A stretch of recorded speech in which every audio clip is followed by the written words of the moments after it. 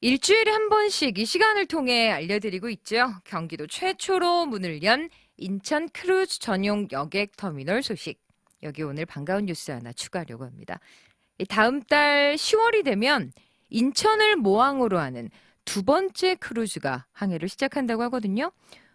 모항? 그게 뭐지? 어떤 의미가 있는 거지 싶으시죠? 사실 저도 잘 몰랐는데요. 오늘 그 궁금증 이윤아 씨가 확실하게 해결해 드린다고 합니다. 크루즈 산업의 미래, 앞으로의 계획 자세히 들어보시죠.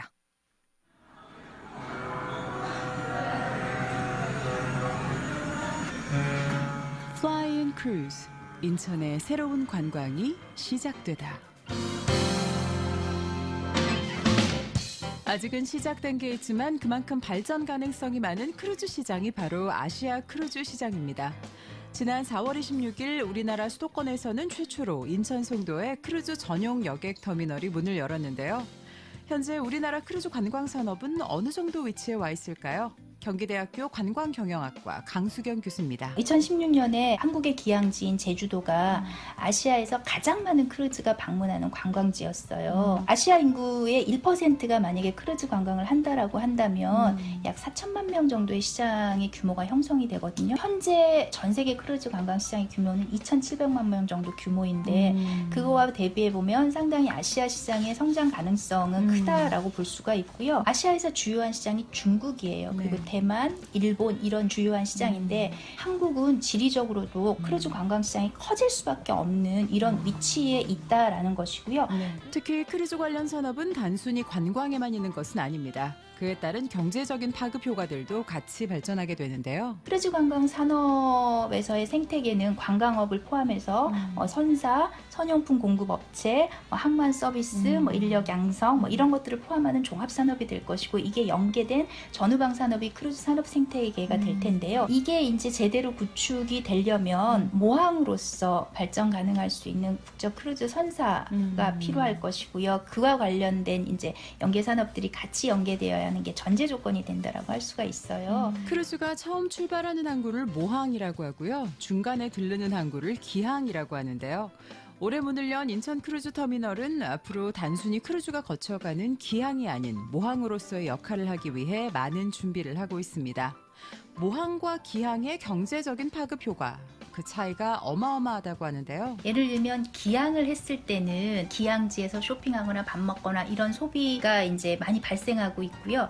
그 이외에 이제 항만과 관련된 서비스나 혹은 크루즈를 이렇게 수리하거나 그와 관련된 여러 가지 선용품을 납품하거나 이런 서비스들은 발생하지 않습니다. 이건 모항에서 발생하는 서비스거든요. 그래서 이게 이제 KMI라고 하는 한국해양수산개발연구원에서 조사한 자료에 따르면요.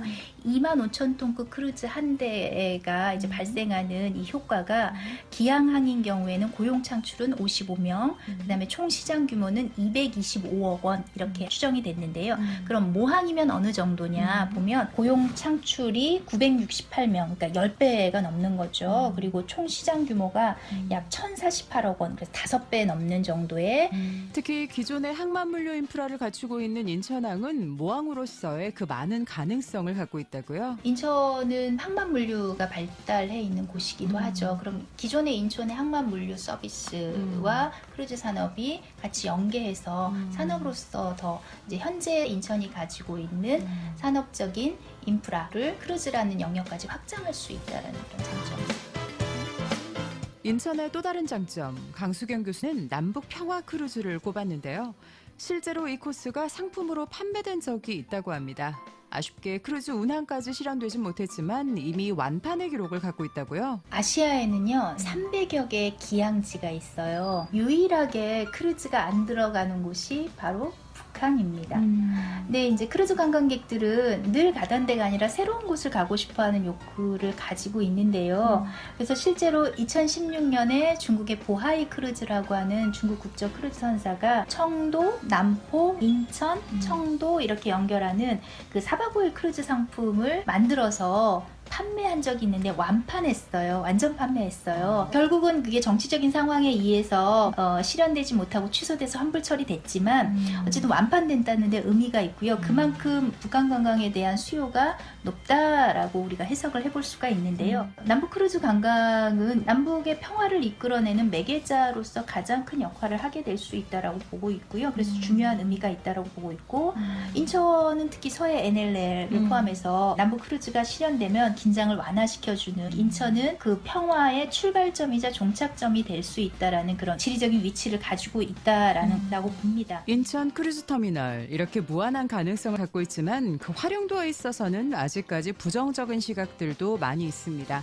강수경 교수는 이렇게 말하는데요. 2017년부터 중국에서 출발하는 크루즈가 한국을 오지 않고 있습니다. 2016년에 우리나라를 방문한 크루즈 관광객은 195만 명이었는데 작년에 방문한 관광객이 20만 명이에요. 원래 이런 변수가 없었다면 이미 300만 명이 넘어야 하는 시장입니다. 지금 현재 10항차밖에 들어오지 않는다, 열흘밖에 쓰지 않아서 그건 무용지물이다 라고 말하는 것은 그러면 그런 변수가 없어졌을 때에 갑자기 300만 명이 밀려오게 되면 수용태세가 준비되어 있지 않으면 다른 기항지에 밀리게 되는 거죠. 미래를 내다보는 경쟁력을 갖춘 인천 크루즈 터미널 기대해 보겠습니다. Fly and Cruise, 인천의 새로운 관광이 시작되다. 지금까지 아나운서 이유나였습니다. 고맙습니다.